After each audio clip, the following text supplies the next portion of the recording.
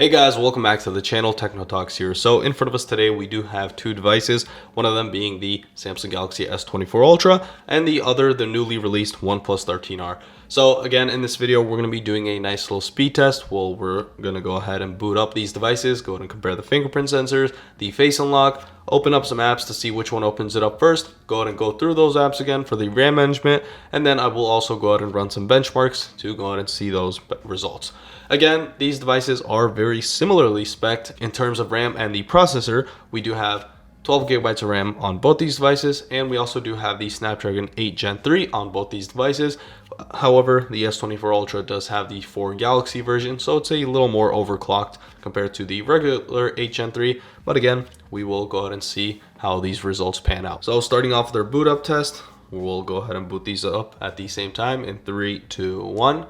Again, these tests don't really mean too much, especially at this level. However, people still do want to check them out, and I do like conducting these tests as well, so we will continue doing these.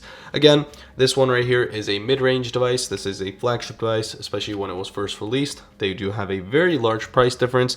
However, right now, we're comparing them at this time and at this moment. It's been a year since this device came out. Tomorrow the new one is going to be releasing, and the S24 Ultra did boot up first. Alright, now that both these devices have powered on, let's go ahead and do our fingerprint test. So we're going to do it unlocked first in 3, 2, 1.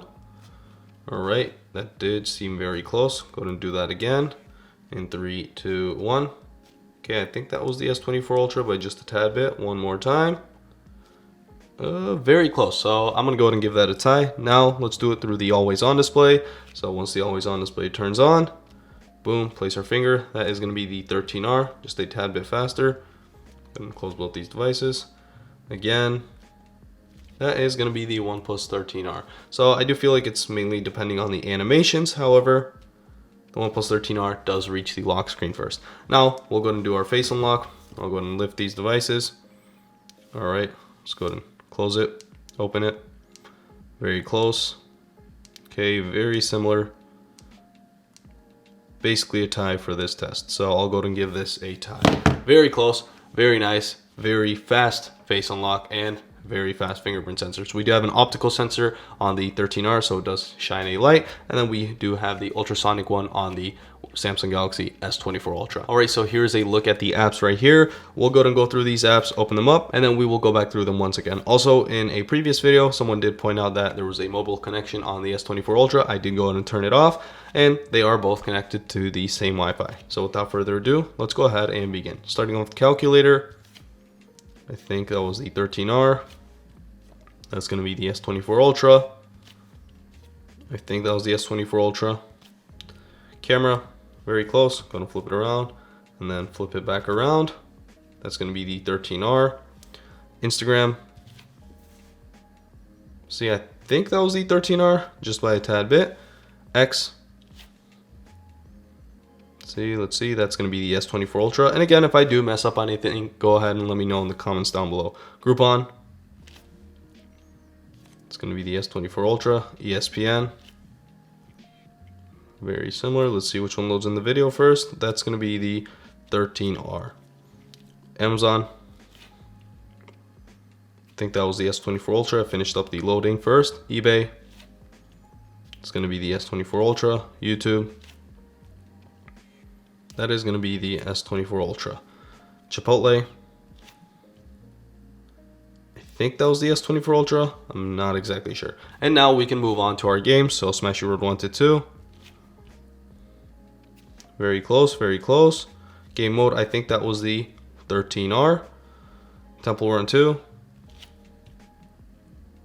Let's see again, game engine, and then the game mode just turns on the S24 Ultra.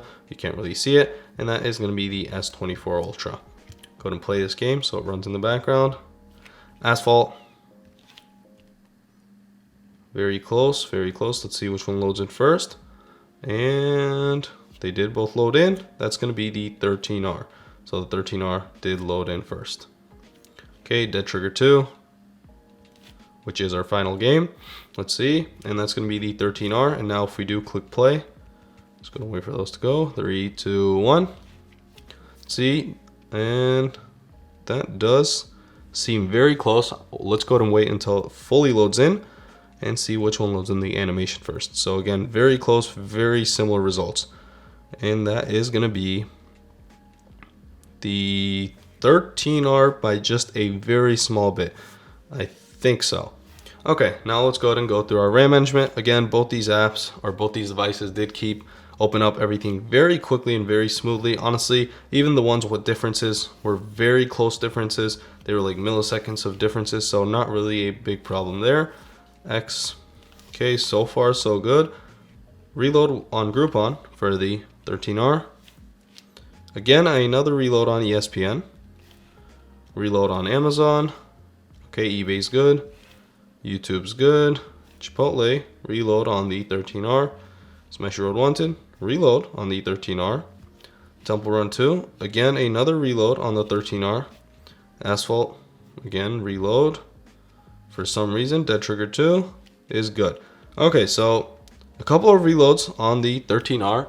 Actually, a lot of the apps, I think it was Groupon, ESPN, Amazon, eBay was fine, YouTube was fine, Chipotle, and then I think all the games except for Dead Trigger 2. So a lot of reloads with the 13R, even though the 13R does have 12 gigabytes of RAM as well, just like the S24 Ultra. I guess the S24 Ultra might be better optimized, or the games are better optimized, or apps are better optimized for the S24 Ultra. So it kept everything open. However, the 13R wasn't able to do that. So now let's go ahead and move on to our benchmarks. Okay, so our first benchmark is going to be a Geekbench 6 benchmark. We're going to go ahead and run a CPU benchmark. Go ahead and wait for these to finish up, and we will go ahead and examine those scores. I am guessing they're going to be very close as they are using the same chipset, but maybe the S24 Ultra is just a tad bit better because it is a little more overclocked. So let's go ahead and wait for those results. All right, so finally both of the tests have finished up, and again, as I thought, these are some very similar results. So taking a look at the single core on both these devices, we do have a 2142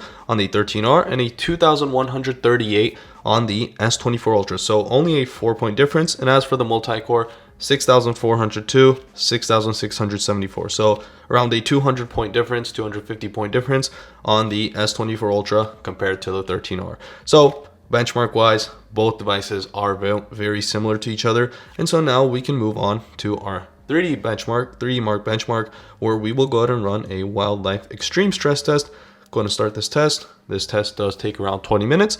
So once this is over, we will go ahead and take a look at those scores. All right, so finally our tests have concluded, and here is a look at those results.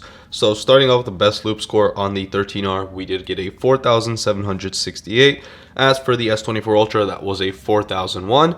On the lowest, it was a 3,469 and a 2,226 on the S24 Ultra. The stability on the 13R was great at 72.8%, unlike the S24 Ultra, which was at 55.6%. Down here, we can see how it went down, or it shows us the graph of each loop. And then if we do go down a little more, down here we can see the performance monitoring, where basically we can see our battery percentage, temperature, and frame rate. So the battery on the S24 Ultra did go down by 9% from 87 to 78, and on the 13R it went from 78 to 66, so a 12% decrease right there. The temperature was 35 to 46 degrees Celsius on the 13R and 38 degrees Celsius to 44 degrees Celsius on the S24 Ultra. So the 13R did run a little hotter. As for the frame rate, 15 to 34 and 9 to 31. So the 13R, just by looking at these tests, did actually take this benchmark. However, in day-to-day usage, you guys really won't be able to tell a difference of the performance on these devices.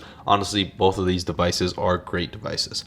So that is basically going to wrap it up for this video. As always, if you did enjoy this video, make sure to like and subscribe, and see y'all in the next one.